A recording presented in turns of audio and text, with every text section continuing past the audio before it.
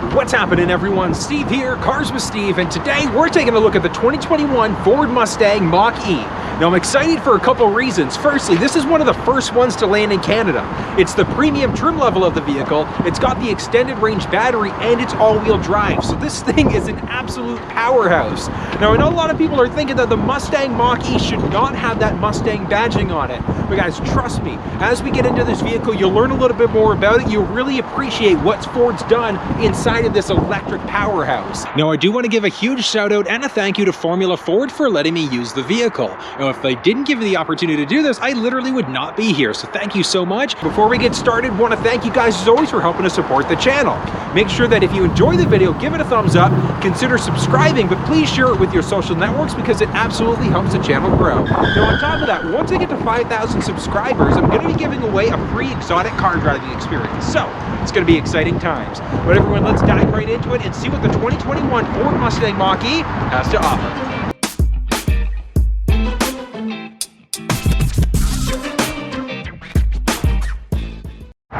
You know, taking a peek underneath, I guess it would be the hood of this thing. So as you can see, there's no engine. This is an electric vehicle. So this thing is really cool. Now, one thing little, I wouldn't necessarily call it an Easter egg, but there is a little escape latch. So if you manage to get a person in here somehow, you do have the ability to press that in order to be able to get out. It's kind of a random feature, but I love the look of this thing. Look at that. We've got the Mustang logo just right on the front of the vehicle there. So really, really nice. And really the only thing that you've really got to worry about is our windshield wiper fluid. So very, very different from what we would see under traditional Mustang. Now, when it comes down to the Mustang Mach-E Premium, there are two different batteries that are available in this thing. The standard is a 68 kilowatt hour, while the extended is an 88 kilowatt hour. Now, when it comes down to the standard, whether you get rear-wheel drive or all-wheel drive is going to affect not only the horsepower and the torque, but also the range. So when it comes down to the standard rear-wheel drive, it's going to give you 266 horsepower, 317 pound-foot of torque. Now, on top of that, the rear-wheel drive version is going to give you 370 kilometer range or 230 miles. When it comes to the all-wheel drive, that's going to have the same 266 horsepower, but now it's going to get bumped up to 428 foot-pounds of torque. Now, the all-wheel drive range is going to drop down a little bit to 340 kilometers and 211 miles. When it comes to the extended range, like what we've got inside of this Premium in front of me, rear-wheel drive is going to push out 290 horsepower and 317 pound-foot of torque, and rear-wheel drive is going to give you 482 kilometers or 300-mile range. Compare that to the all-wheel drive, which is what we're looking at. So extended all-wheel drive is going to push out 346 horsepower and 428 pound-feet of torque. On top of that, the all-wheel drive version is going to give you about 430 roughly kilometer range, which is about 270 miles. Beautiful look, though. Absolutely love us. Taking a peek at the key fob of the vehicle. So at the very top, we've got our unlock button, our lock button, the ability to open up our tailgate, as well as our horn or a panic alarm button. Now, one thing to note, remote start you can't actually do on the key fob. You will need to download the Ford Pass app in order to be able to do that, in order to remote start, and there are a lot of other features that you can get directly through that app. In order to be able to get inside of the trunk of this thing, so as you can see there, we can just press this twice in order to get into it, but the Mach-E does have a foot-activated liftgate, and there also is one little hidden spot. Just underneath, in the very bottom there, underneath the emblem, there is a button that we can press in order to be able to lift that liftgate up. So I'm just going to show you here. It's a button press in order to pop it open. So you can kind of see it hidden right at the top there. And very, very simple. In order to close it, it's a foot-activated liftgate. So we can just pass our foot underneath and step back. As you can see, foot-activated, back down. So cargo dimensions are showing up there. So as you can see, we do have quite a little bit of space in the back of this thing, which is really, really nice. So if you need to carry some things, knowing that in the electric, we still do have a ton of space available. Now look at how that compares when we have that second row folded down. So we have a ton more space. Let's get a little bit closer in order to see that. But as you can see, a ton more space in comparison when we have that second row folded down. Taking a peek in the back along the driver's side, as you can see, there's not much along the left-hand side there, but as we get to the passenger side, so right side, as you can see, we do have a 12-volt adapter, so our typical cigarette lighter adapter, and there also is a little light in the back with a little Mustang right along the top there. Now, one thing to point out is that underneath the back tray, as you can see there, we do have a tire inflator kit, and then there also is the charging cable. So we don't have the option for a mini spare tire available in this vehicle. And then as we start to get up overhead, so a few things to point out. We do have the ability to press this button in order to lower the tailgate. We can either open or close by pressing the button along the top. We've got a handle, a few LED lights, and then there also is a privacy shade.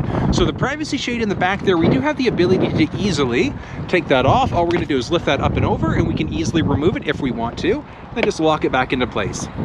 In order to fold the seats down, it's a very straightforward process. So all we're going to do, let's hop into the back seat for a second, and taking a look right along the very top. As you can see there, we do have a little button. All we're going to do is press that button, and we're just going to slide the seat forward. Now, it is a 60-40 split, so 60% driver, 40% on the passenger side. So if you need to have one or the other seat up in order to be able to get some storage space, you've got the capability to do that.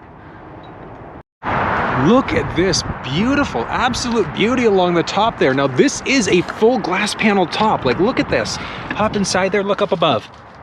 So it is fully see-through from the inside, but it is nice and shadowed on the top there. So really, really beautiful look to this thing. But look at the body styling of it.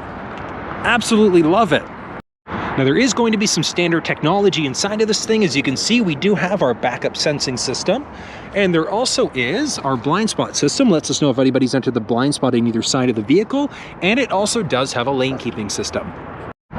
Now, in order to be able to charge the Mach-E along the driver's door, so as we walk forward, as you can see, we've got a little cover there. We're just going to press that in and boom, pop it open. But look at this, nice and simple. Along the right-hand side there, as you can see, we've got the ability to just plug in our charging cord from there, and we've got an indicator letting us know how full the charge is. Along the left-hand side, as you can see, lets us know what's happening with the indicator as it's charging, and we've got a little Easter egg. So horsepower with another little pony right along the top.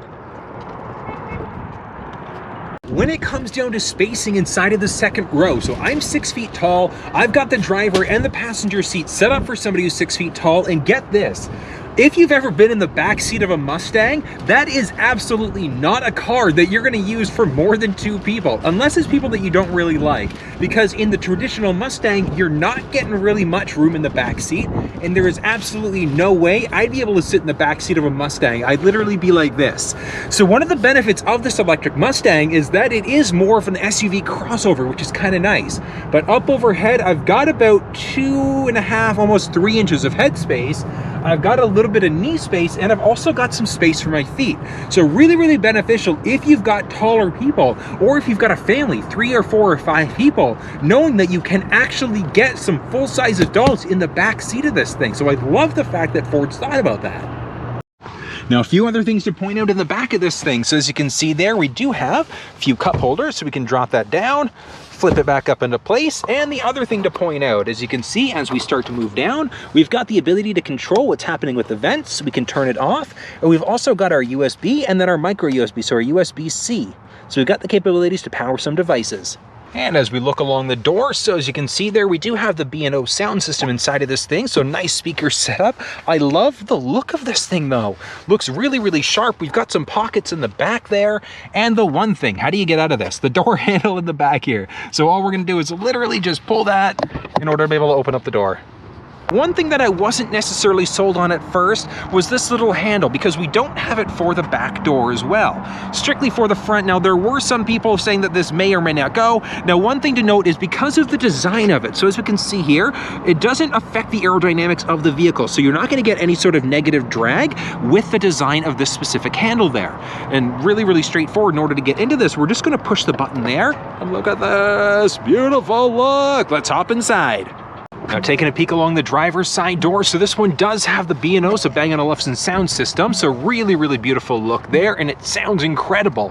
As we look at the actual driver's door itself, so at the very top, we've got the ability to power fold our side view mirrors. We can kill off power to those back mirrors, adjust our side view mirrors, and then control our windows. As we start to move down, this is actually going to be the latch in order to be able to open up the door. And a few other things to point out along the top, as you can see, we've got our unlock and our lock button, and then we've got 3 individual seat profiles. So really, really useful if you have multiple people driving the vehicle.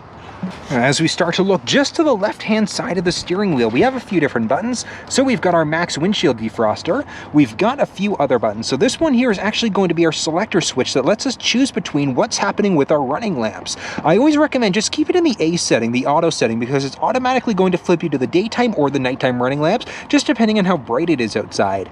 From there, we've also got our plus and our minus buttons. So that's going to help make that screen darker or brighter. So as you see there, we've got the ability to adjust the brightness. Adjusting the driver's seat in the Mach-E is a very straightforward process. In the premium version of the vehicle, power driver, power passenger seat, just along our left-hand side of the driver's door, we've got a series of levers. So the very first one's going to allow us to bring our seat forwards or backwards. We can lift the whole seat up, or we can lower the whole seat down. From there, the second lever in the middle, that's going to be for the backrest, allowing us to bring the backrest forwards or backwards. And then the very last one is a round one. So this round one is going to be for our lumbar support. So we can give ourselves a little bit more support for our lower back. In order to be able to adjust the steering wheel, it's also a very straightforward process. Just by our left knee, there's a little lever. All we're gonna do is take that lever, we're gonna crank it down, and it is telescopic. So we can move it towards us, away, we can move it up or down. And once you have that perfect position, all you're gonna do is take that lever, click it back up, lock it into place. Now this is the gigantic, beautiful 15+ inch display that's available inside of the Mach-E. So absolutely stunning. This display is going to come standard, but I love the way that this is laid out. Very, very straightforward. We've got our temperature settings along the bottom, lots of information and a lot of things to cover off inside of this next part of the review. So starting off at the very top, so as you can see there, this is going to be the hotkey for a number of different controls and settings. First thing we're going to be starting off with is a drive mode, and we've got 3 different drive modes. So either engage, whisper, or unbridled. And those are going to give us different things as we go between different drive modes. What that's going to do is it's going to tweak different settings inside of the vehicle, giving you a more powerful and a stiffer type of a drive in unbridled compared to the engage. As we start to move down, we've got a 1-pedal drive, which means that you really only have to worry about the gas pedal. As you take your foot off the pedal, the vehicle will automatically decelerate while simultaneously recharging the battery. Auto ambient light selection, if you're in a different mode, it's going to change the ambient light that's in the vehicle. Propulsion sound is really neat. So electric vehicles are whisper quiet. So a propulsion sound more or less is a faux sound that gives you a little bit of a feeling or that sound that you're actually driving a vehicle, because when you're in an electric, you can't hear these things as they drive. Now, a couple other things, a lot of other things to look at. So we've got our basic camera buttons. So really, really nice is that this thing does have a full 360 camera. So as you can see there, we do have the ability to zoom into a specific spot. Really, really useful if you're getting in or out of a very tight space. From there, at the very top, we've also got a front 180-degree view. We've got a front partial view. We've got the ability to turn off that beeping that we get as we back up. So if I throw this thing into reverse for a second, watch what happens. So as you can see there, but when I back up, should start to get some beeping. There we go. So we've got the ability to turn that beeping off, and you won't get that. So I do absolutely recommend keeping this thing on, keeping that on as well, because it's a useful thing to have. As we start to move down, we've got park. Now the vehicle itself can help us out with park assist. Let's actually take a look and see how that system works. Using park assist is very straightforward, so we're just going to make sure that we press that P button there, and the vehicle can help us out with parallel or perpendicular parking. So let's go perpendicular park for now. So we're just going to literally follow the directions on the screen.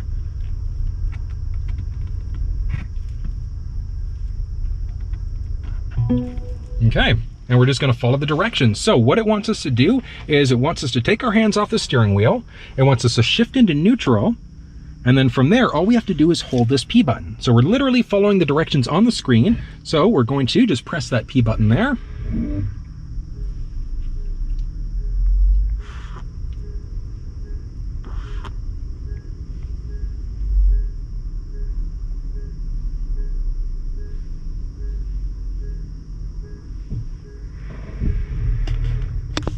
So it's literally taking over the steering wheel. It's doing everything for us here. And as you can see, there is a little countdown timer as we go as well, letting us know how long in between each step.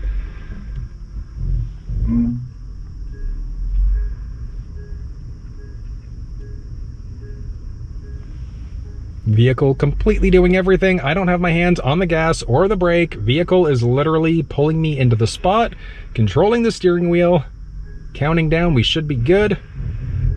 And we are done. So as you saw, very, very straightforward. And then our parking aid there as well. The parking aid is going to be as we're in reverse. So as you can see there, so lets us know what's coming up and what's close around the vehicle. So whether or not the parking aid shows up, really up to you. From there, we've got our simple access. So unlocking the charge cord and then our charge port light. So that's the light that was on the outside of the vehicle. As we move into driver assistance settings, so very straightforward. We've got some basic controls and then some more advanced settings. We'll get to the more advanced settings in just a moment, but we've got auto hold. With auto hold turned on, if you're stopped and you take your foot off the brake, it'll hold the vehicle in place. Traction control, we can turn that on or off as necessary. And the last one to point out on the control screen is our valet mode. Valet mode, what that's going to do is that's going to lock out the screen when we enter a 4-digit number. Now the number can change every time, but what's going to happen is watch. We'll enter a 4-digit number and we'll say done, confirm, and done. And now watch what happens. It's now locked. You can't do anything on this Sync4 screen until you enter that 4-digit number again. Don't use 0000, use something a little bit more challenging if you're using that valet mode. Okay, next up, let's jump into our basic settings. So basic settings, we'll start off at the very top, which is our sound. So sound, we've got the ability to select our treble, mid-range, bass, we can reset, and we've also got the ability to select what's happening with the balance and fade. So you can select it for just the driver. If you've got multiple people, you've got the ability to easily drag and drop where you'd ideally like the position. If you mess up, all you have to do is press reset, it'll bring it back to the system default. As we start to move down a little bit more, we've got speed compensated volume as well as a surround sound. So we can either go with the surround sound or a stereo sound. Now the speed compensated volume is an interesting one because as you're driving, the cabin's fairly quiet, but you've got the ability to select between different modes there, which is automatically going to change some different settings around based off of the vehicle speed. As we move into our radio. So radio is actually an interesting one because we've got a number of different presets. So our preset pages. Now, if we go into our radio for a moment, let's let that launch. So as you can see, we've got our radio done and we've also got a series of different presets. But as you can see, we've got 3 individual rows. Now, if we jump back for a second into our settings and into the radio, we've got the ability to select more rows. So I always recommend go to 6, give it the most amount. And the reason why is I'll show you in just a sec. FM HD radio, you can turn that on or off, and then the radio text. So the text that shows up as we go into our radio. So this is going to be the radio text if the song was showing. And as you can see there, we've now got a series of different buttons there. So really, really beneficial if you're the type of person where you've got multiple presets, you've now got the capability to have up to 30 stored on this. And as you can see, it's a mix of AM, FM, Sirius XM. So you can kind of do a little bit of a mix and match. Now along the top, as you can see there, we've got the ability to change between either AM, FM, or Sirius with a simple button press. So really, really cool. Let's jump back into settings there and our basic settings again. So those are going to be the basics of the radio as we jump into our phone list. So we can easily add a phone. Now, one of the nice things about the 2021 Mach-E and Sync4 specifically is that we're now on wireless Android Auto and Apple CarPlay. In order to be able to add a phone, all we're going to do is press the add phone button there. And it's saying no device paired, so we need to add a device in. Search for your vehicle on your device and select it once it is found. Okay, so what we want to do is make sure on our phone there, we're just going to make sure Bluetooth is turned on and watch what happens there. Mustang Mach-E. So all we're going to do is press that and watch what happens. Confirm that the pin displayed on Sync matches the pin displayed on your device. So we just want to make sure that this number matches up to make sure we're pairing to the right vehicle. It's the case, so we're going to hit pair on my phone, and we're going to hit yes on the screen. Okay, next up, it's now asking me, do I want to allow my contacts and favorites to sync? Absolutely, that's the idea behind hooking my phone up. So I'm just going to hit allow. For your safety, please stay alert to changing road conditions and use Sync's voice-activated features while your vehicle is in motion. Perfect. There we go. So nice and simple. My phone does support Apple CarPlay. So in order to be able to enable it, very straightforward. All we're going to do is make sure, so as you can see there, it's saying use CarPlay with Sync4. Absolutely, we want to do that. So we want to turn on Wi-Fi and use CarPlay.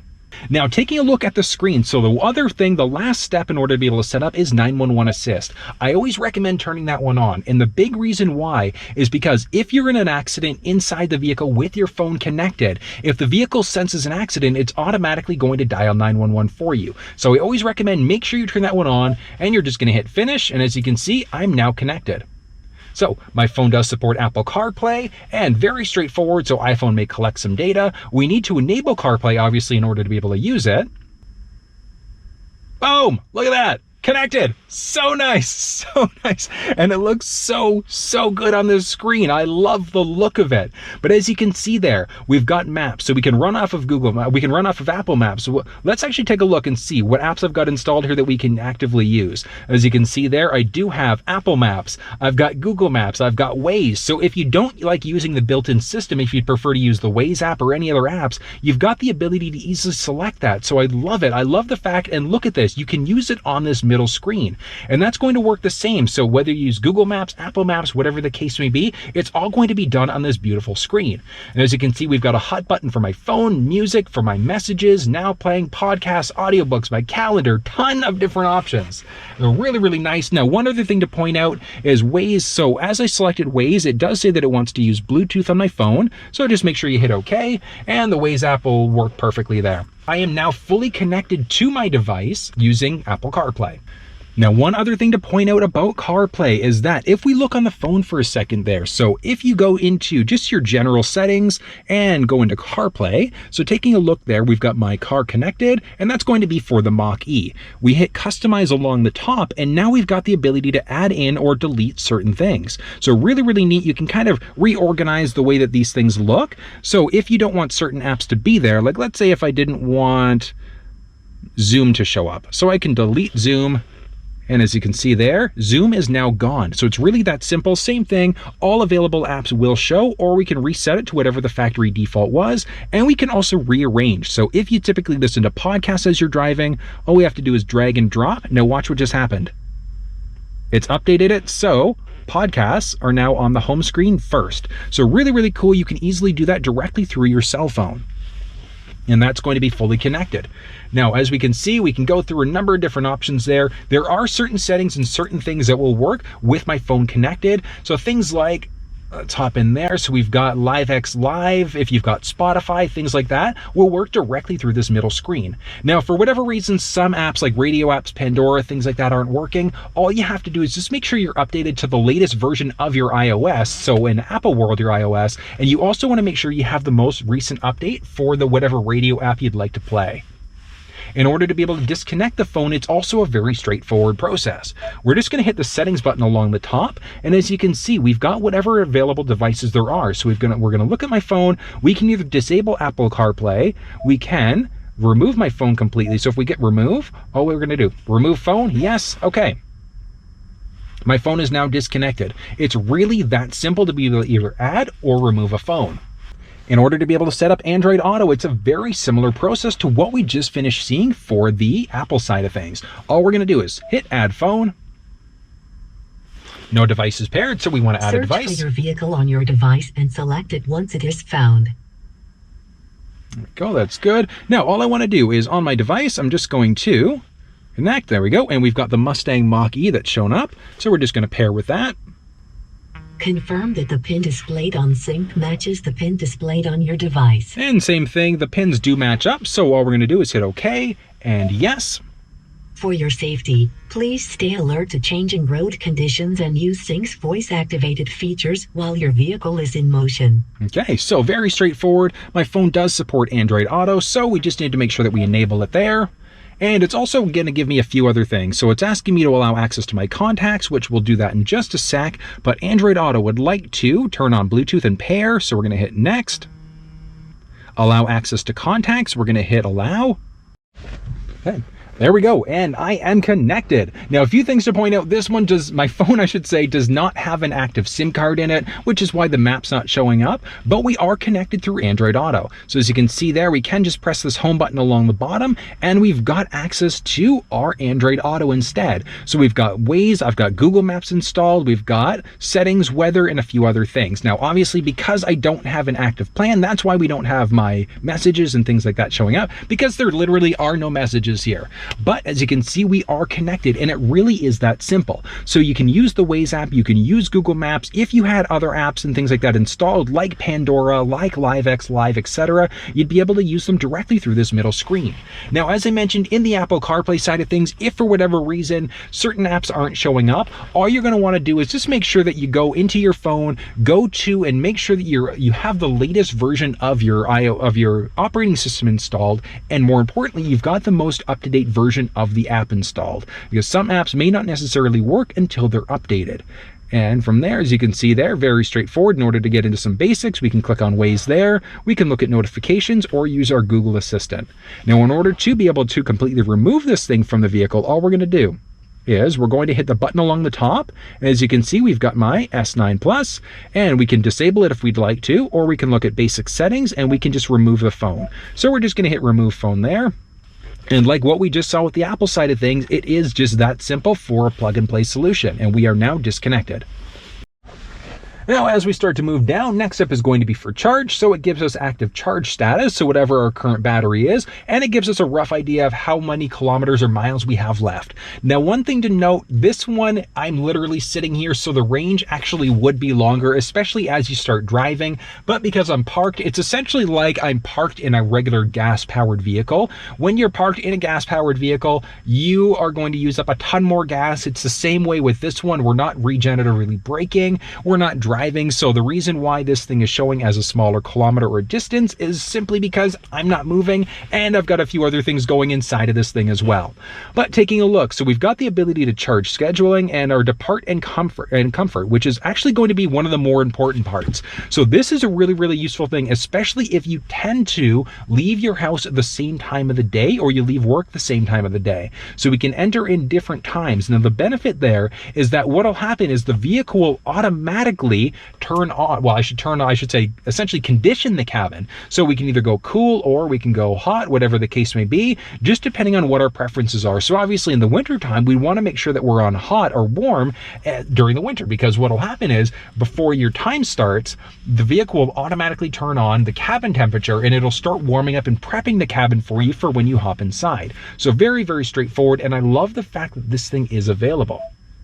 Go back to settings there. So those are going to be the basics for the charge. Next up, personal profiles. So as I mentioned, we do have 3 individual settings for drivers, but we do have the capability to set up an individual profile. Now that's really beneficial because we can link it directly to our phone or to the key fob. So beneficial there, and the reason why is because if it recognizes you as the driver, it'll automatically change your presets. It'll change the seat setup. It'll change the side view mirrors. Every little setting will be based off of your individual profile. Looking at driver assistance settings even more in depth. So basic for the driver assistance, we've got 3 different types of cruise control. First one is our normal, so just your regular go cruise control. If you've got it on normal and you're cruising and you brake, you're going to have to reset the cruise control versus the adaptive. The adaptive cruise control is essentially a set it and forget it cruise control. So let's say if you're driving on the highway going 120 kilometers an hour, not miles per hour, 120 kilometers an hour, if the vehicle in front of you slows down, yours will automatically brake. If they speed up or you get out of the way, change lanes, whatever the case may be, it'll pick you right back up to your set speed. The intelligent cruise essentially takes that to the next level, because the intelligent cruise, what that'll do is not only is a set it and forget it cruise control, but let's say if you've got it set for a tolerance level of, I don't know, 5 kilometers, let's say, and the speed sign says 80 kilometers, but then it drops down to 60. With the intelligent cruise control activated, if it drops you down to 60, the system essentially automatically adjusts your speed on the fly. So it's a really, really great system there. Next up, our speed limit assist. So you can get a speed warning if you want to, based off of same thing, a certain tolerance level. So if you're speeding 5, 10, 20 kilometers an hour over, whatever the case may be, you'll get a little chime letting you know you should probably slow down. Next up, we've got our lane keeping system. Same thing, works 3 different ways. The alert, if you start to veer over into another lane without signaling, the steering wheel will shake. It's almost as if you're running over rumble pavement. The aid is going to actually pull you back into your lane. The steering wheel will take over and it'll recenter you in your lane, and the alert and the aid will do both. So it'll give you a little bit of a steering wheel shake, and it'll recenter you and pull you back into your lane. From there, we've got the intensity, and that's going to be the intensity of the steering wheel shake. So as I mentioned, it's got a feeling almost as if you're going over rumble pavement, and it gets a little bit more intense depending on the intensity there. Let's go back up and close off that lane keeping system. Next one is the pre-collision assist. So really smart technology. If the vehicle senses a potential collision with active emergency braking, it's automatically going to brake for you. If for whatever reason it can't brake or it needs to get you out of the way, evasive steering will literally take over the steering wheel. The car will take over and it'll pull you out of the way. So really beneficial there. You do have the ability to turn those ones off if you'd like to, and then how sensitive is it also. As we start to move down, we've got our rear camera delay, our blind spot system. So blind spot system lets you know if anybody's entered the blind spot on either side of the vehicle. So really cool. Let's actually take a peek at that for a second there, because it works the same for all Ford vehicles. But as we turn that on, so as you can see there, that little orange button that's flashing, what that's going to do is that's going to highlight orange like that whenever somebody's entered the blind spot on either side. So really cool. As we start to move down, we've got our cross traffic alert. So what's going to happen is if a vehicle is coming perpendicular from you, whether you see it or not, with that setting turned on, it's automatically going to let you know of a potential collision. Reverse brake assist if we're backing up. What'll happen is if we get too close to an obstacle, or even let's say somebody jumps in front of and behind the vehicle as you're backing up, the vehicle will automatically brake for you. So if it senses an obstacle behind you, the vehicle will brake. The driver alert, what'll happen is if you get too many alerts because we're veering over into a lane without signaling, they'll tell you should probably take a break. The auto hold setting, with that one turned on, if you're at a complete stop and you take your foot off the brake, the vehicle will stay in place. And then last one is going to be our traction control. We can easily turn that one on or off. Next up, we've got some basic vehicle settings. So vehicle power down timer in all Ford vehicles. So gas powered vehicles, this one typically is available with a 30-minute countdown. It's the same way with the electric side of things. So if the vehicle remains idle for 30 minutes, it'll automatically turn off. From there, a rear occupant alert. Really cool. Watch what happens when I turn off the power to the vehicle. Look at this. Look at this. How cool is that? Now, one of the benefits of that, check rear seats. If you've got kids, unfortunately, it does happen, but Ford has really thought forward on that one. And what it's done is they've given you that option now where you can have this system. You can turn it on if you want to. It's just that rear occupant alert, but it lets you know gives you a simple reminder to check your backseat to make sure there's nobody there. Next up is going to be our easy entry exit. So as we unlock the vehicle, hop in, seat adjustment will automatically bring the seat back so you can easily get inside of it. My Key gives you the ability to set up certain limitations for a key fob. Now, one thing to note, you do only get one key fob with the Mach-E because you do have the capabilities with Ford Pass Connect to use your phone as a key instead. So really neat, really straightforward there. But My Key allows you to do certain limitations. The limitations could be something like maybe the radio doesn't turn on until the seatbelt's plugged in, or maybe you can only go up to 100 kilometers an hour. So you can set certain limitations for a key fob. So really neat. We've got our onboard serial number, our alarm set up. So our alarm we can always ask on exit, and we've got our motion sensors on the outside of the vehicle, which would trigger an audible alarm. From there, we've got remote start. So as I mentioned, you don't have the ability to remote start through your cell phone. It's going to be, or through your key fob, I should say. It's strictly through your cell phone. We can turn remote start off completely, so we can't remote start whatsoever. Our climate control, is it going to be last settings, or are we going to let the vehicle determine what the cabin temperature should be? And what's the duration? Is it going to be 15 minutes, 5 minutes, or 10 minutes? Other one to point out is our steering wheel. So if our heated seats were on, or if our heated steering wheel is on, do we want the vehicle to automatically determine if those should or should not come on with a remote start? Next up are going to be our windows. So one of the cool things about the Mach-E is that we've got the ability to use our key fob in order to roll the windows down or raise them back up. Let's hop outside the vehicle to figure out how that works.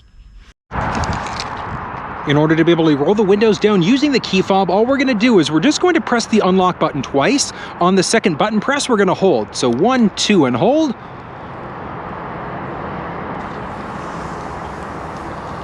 So power windows down, and then in order to roll them back up, we're just going to press that lock button twice, and same thing. On the second button press, we're going to hold.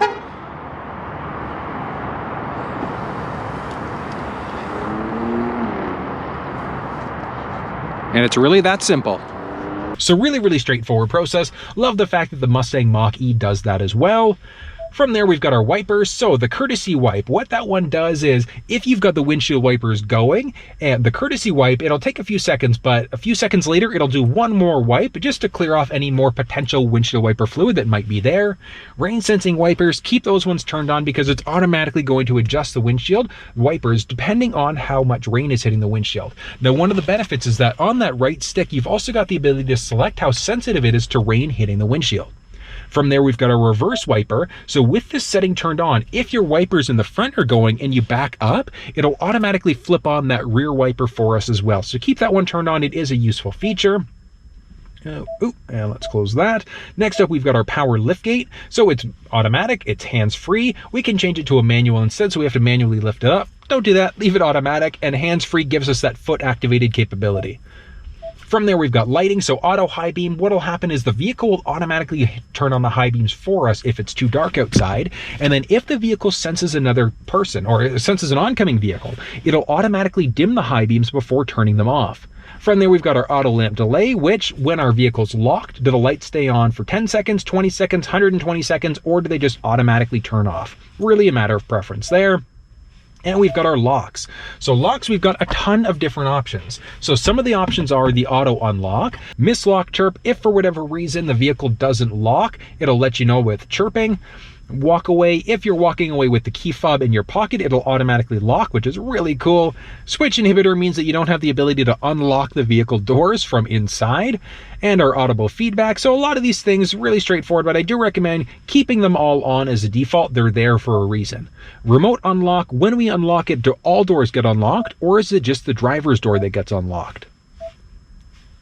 Let's close that tab up. From there, we've got our mirrors, so our auto fold. So when we lock the vehicle, the mirrors will automatically fold in for us. And we've got our door keypad code. So really nice. So we do have a 5-digit factory number that we can use in order to get inside of the vehicle if we forget our key fob or if we don't have our key fob on us. Let's actually hop outside for a second. I want to show you that.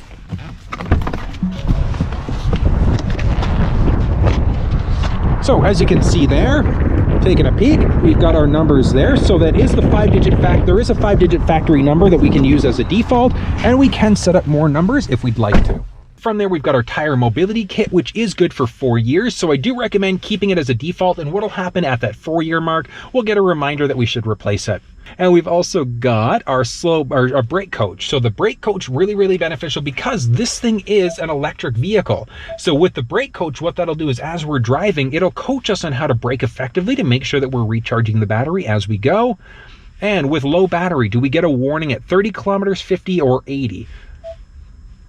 And from there, our EV driving history, we can reset, which I don't have any history as of yet. And same thing with the tow, don't have to worry about that. And from there, last one is going to be our speedometer. So we can change between either miles per hour or keep it in kilometers. Now, one thing to note is that it will always show kilometers as a default. Let's hop over here and take a peek. All right, now if we go speedometer there, as you can see, we now have our miles per hour showing as well as our kilometers per hour. And that's going to be the basics of those vehicle settings. From there, we've got our general. So some general settings, we can change between English, Spanish, or French, Celsius or Fahrenheit, kilometers per 100, or we can switch to miles per, actually, I'm curious about that. Miles per kilowatt hour. I was wondering, because it's like miles per gallon would just not make sense, obviously. All right, from there, we've got our intelligent suggestions, which, touchscreen beep. Okay, this one. That beeping that we're getting, if you don't like that beep, we've got the ability to turn it off easily. About sync, and then we've also got our reset. So we can either reset just Ford Pass Connect, or we can do a master reset to reset our vehicle to its factory defaults. So that's really beneficial if the screen is giving you any issues, if your cell phone's giving you issues, whatever the case may be, just perform a master reset and it'll bring it back to our factory defaults. Next up is our display. So this display I think is absolutely beautiful, but it's a lot. There's a lot of information there. So what we can do is we can press calming screen, which will bring us to a nice calming screen instead. Push a button to turn it back on, and let's go back into our settings again.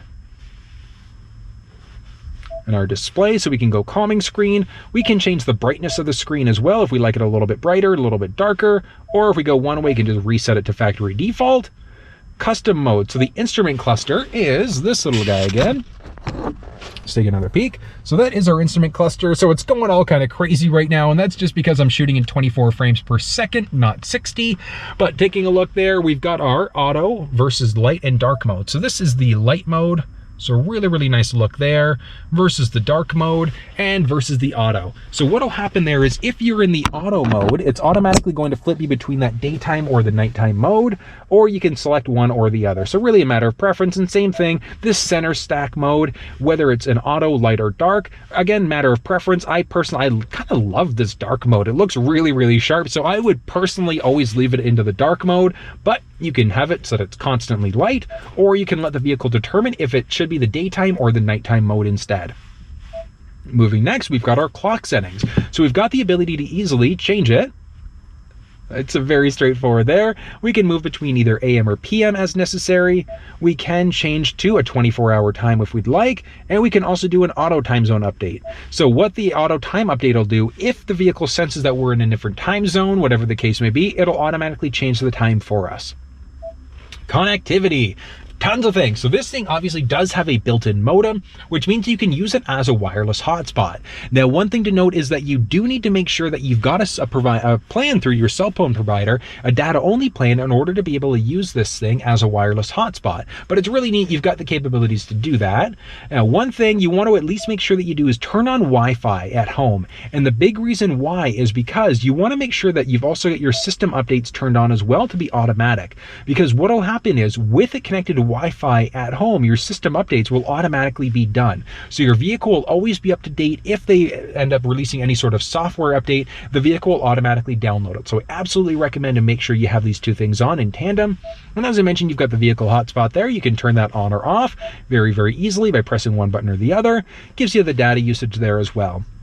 Now, there are certain apps that will work directly through this middle screen. This just gives you the ability to select between different things. So my app isn't listed, compatible apps, which is kind of neat. So it lets you know what's currently available as a compatible app for this middle screen. Next up, going back to, so we've already seen this departure, but we saw it different a second ago because we edit, and this is what we're looking at for the departure. Let's cancel out of that. Next one is our 911 assist. So as I mentioned, always make sure that you've got that 911 assist turned on, and more importantly, make sure that your phone is connected when you turn the 911 assist on. All right, because again, big thing why, and the big reason why you want this on is because if the vehicle senses a collision, it'll automatically dial 911 for you. From there, we've got our voice control settings, so ton of different options there.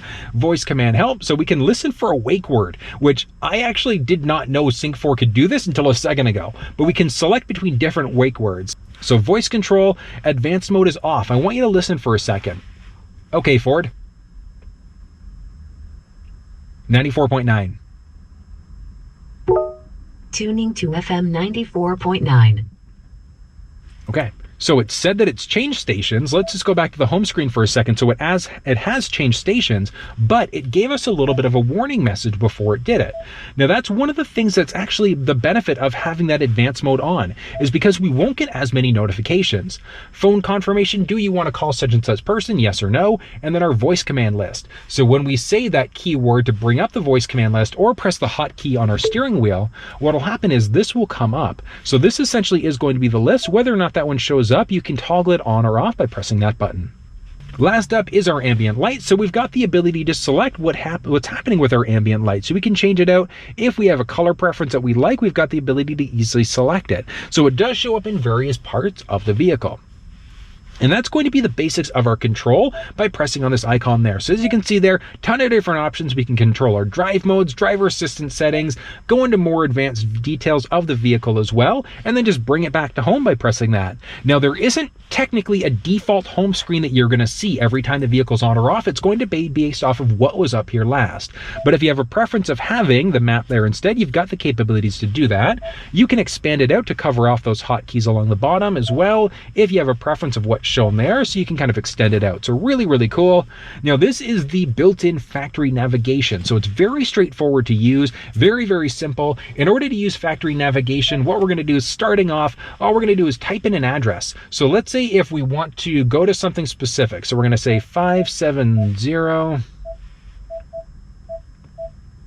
Okay, so we're going to kind of start to type, and it's automatically going to autofill and autocomplete for us. So we can start typing, and it's automatically going to find an address for us. We're just going to select, and as you can see there, so no traffic or alerts, which is great. We're just going to hit go.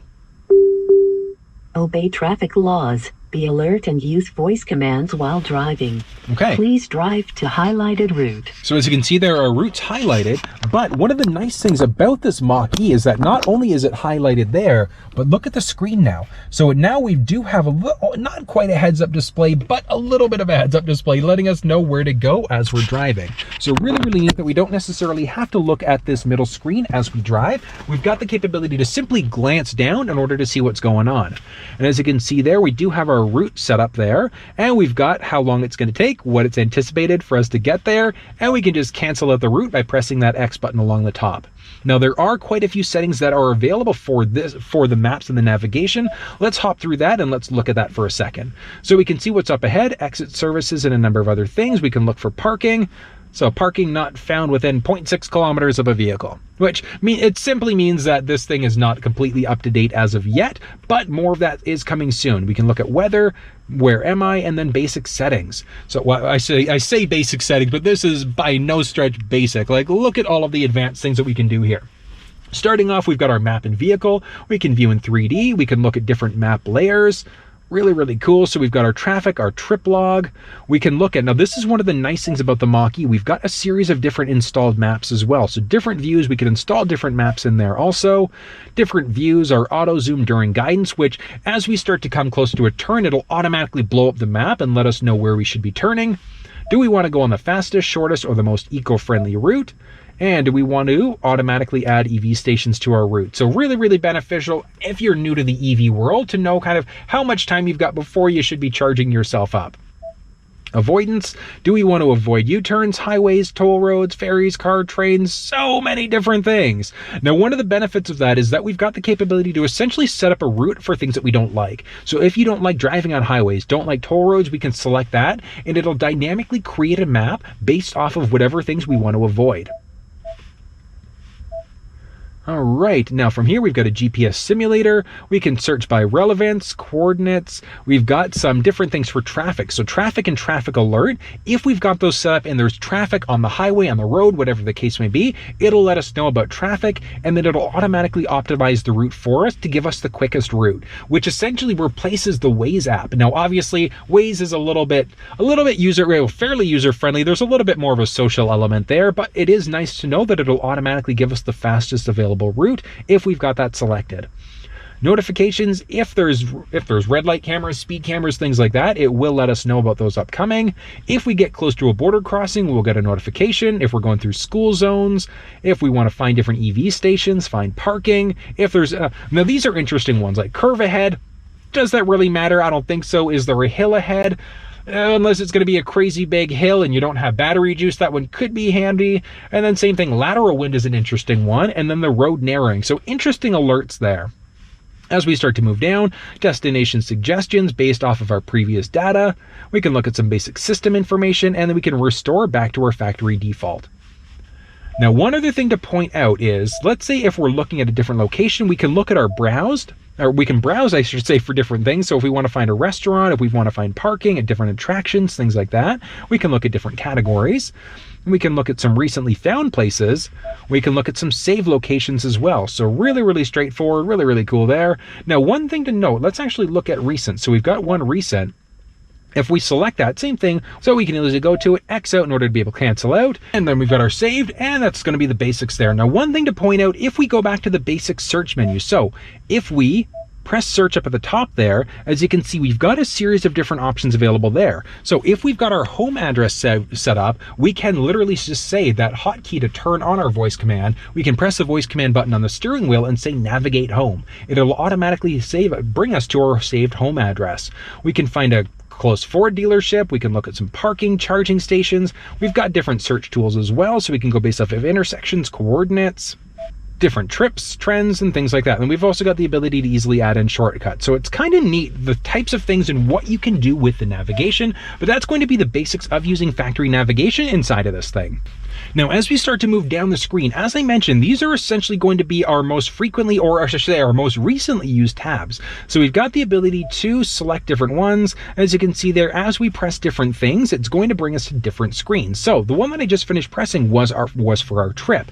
So we can look at the full trip, trip 1, trip 2, different options there, and then we can simply press in order to be able to reset back to that default again. And then you can also see what kind of driving scores we have.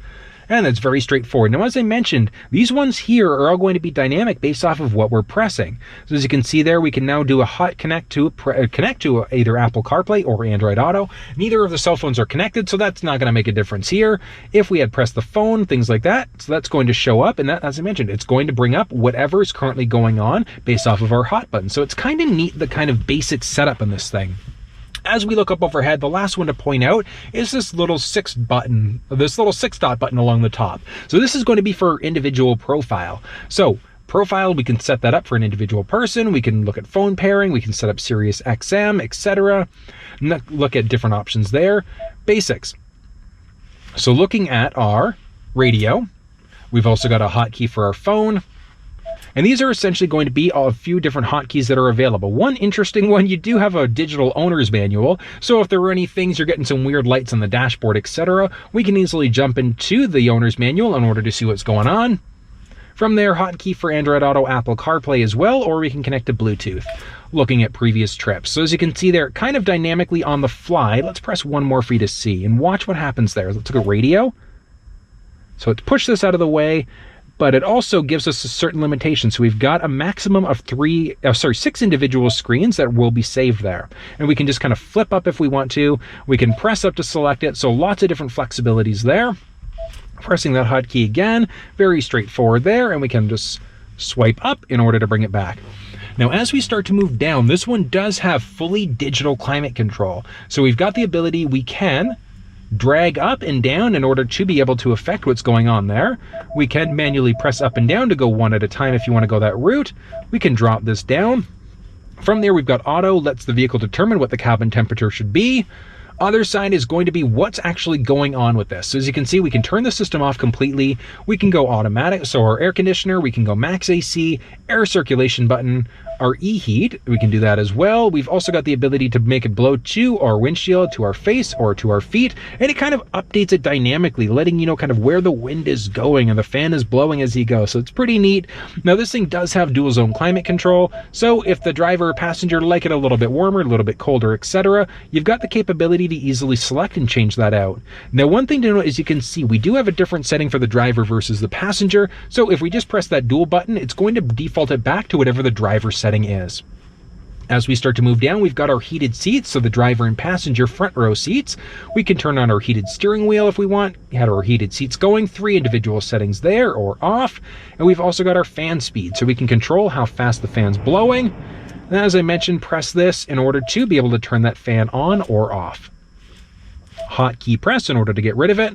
From there, we've got our max windshield defroster, our rear window defroster, and then lastly is going to be our audio button. So we've got our audio dial, I should say, so we can crank this. So nice. So nice. So easily we can change that around. So really nice sound to this thing. I love this Bang & Olufsen sound system. And we've got the ability to just in the middle, we can press that button in order to be able to turn the audio on or off. But that is going to be the basics of this Sync4 system inside of the Mach-E. Now, as we start to move down, so a couple things to point out. As you can see, we do have a few USB ports. We've got our USB and our USB-C, and looking nice look to it, like a faux carbon fiber look almost. And as you can see there is a wireless charging pad. So if your phone supports wireless charging, you've got the capabilities to just drop your phone there and let it charge up without having to physically be plugged in. As we start to move down, we've got a few cup holders there. And we've also got a few buttons there. So this is our park assist button versus our 4-way blinkers. We've got our electronic parking brake and our dial shifter in order to be able to change gears. So we've got our park, reverse, neutral, drive, and then our low gear. And from there, we've also got, so a little armrest there, we can lift that up and you can just kind of make out the blue light there. So this is one of the areas where we do have that LED cabin lighting.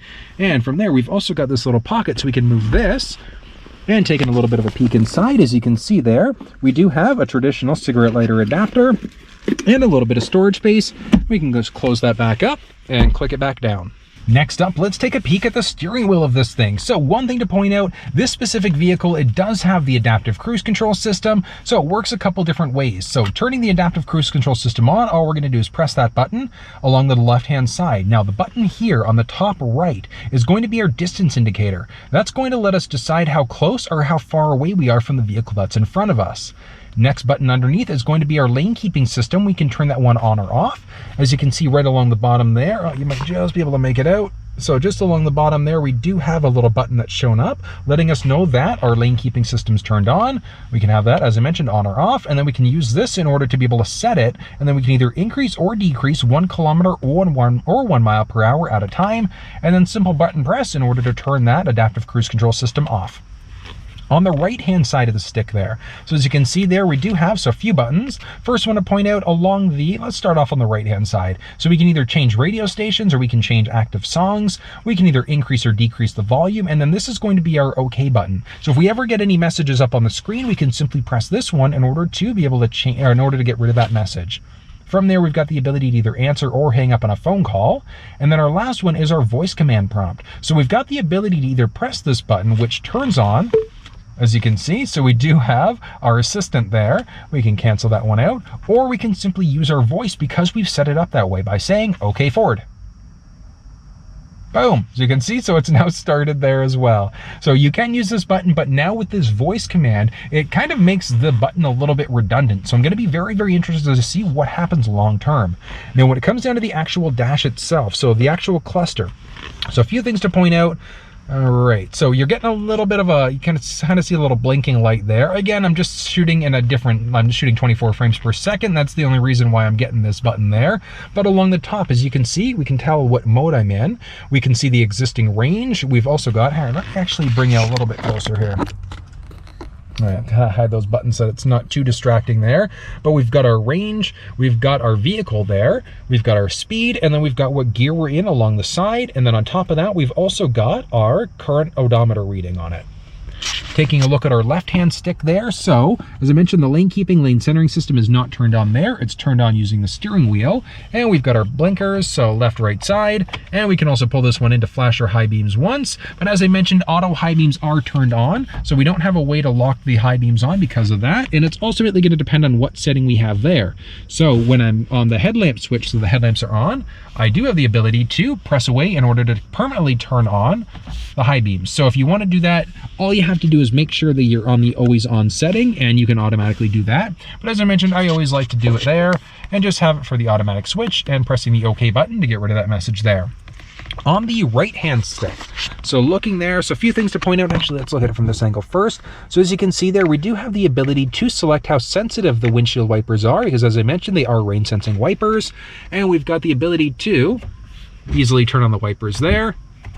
We can turn on our rear wiper just along the top there. So one button press up or down in order to be able to turn on our rear wipers. We're going to pull in towards us in order to use that front windshield wiper fluid, push away for us for that rear. Now, as we start to look up overhead, so this one does have the ability for us to easily program in our garage door opener at home. And from there, we can pull those down. And as you can see, we've got our visor there with our lights. And we can crank that off. And we can actually extend this out, lock it back into place, and up overhead. So as you can see there, we do have our sunglasses holder. We've got our cabin lights, so our individual lights. We can have all cabin lights on, or we can have the cabin lights come on or off, or turn on or off, whether or not the doors are open. So we can have it permanently off if we want to. Now, one other thing to point out, this thing has a beautiful glass roof. So glass panoramic roof. Now, one thing to note is that you cannot open this thing up. It is locked into place, but look at how beautiful that looks. It's absolutely stunning. Opens it up, it literally reminds me of a Tesla, is what's going on here right now. And then, of course, we've also got our holy crap handles. Well, folks, that was a look at the 2021 Ford Mustang Mach-E Premium Edition. What'd you think? Drop down in the comments section below and share your thoughts. If you have any questions, make sure you let me know. And until I see you next time, make sure you stay safe.